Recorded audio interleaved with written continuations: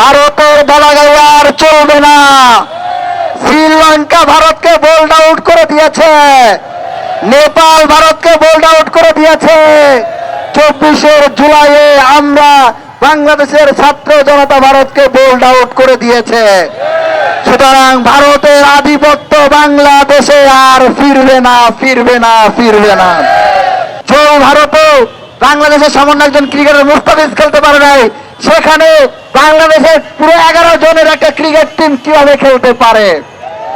আমরা সারা বিশ্বের সকল ক্রিকেট প্রেমী জনতাকে আহ্বান জানাবো, যে সকল দলগুলো ক্রিকেট খেলে ক্রিকেট টুর্নামেন্টে অংশগ্রহণ করছেন, যে সকল দেশগুলো টি-20 বিশ্বকাপে অংশগ্রহণ করছেন, তাদের প্রত্যেকের প্রতি আমরা উদাত্ত আহ্বান জানাবো, আপনারা সকলে এই ভারতের মতো সন্ত্রাসমূলক রাষ্ট্রে খেলাকে বয়কট করুন। ভারতের বলাগাই আর চলবে না। শ্রীলঙ্কা ভারতকে বোল্ড আউট করে দিয়েছে, নেপাল ভারতকে বোল্ড আউট করে দিয়েছে।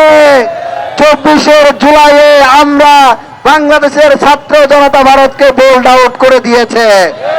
সুতরাং ভারতের আধিপত্য বাংলাদেশে আর ফিরবে না, ফিরবে না, ফিরবে না।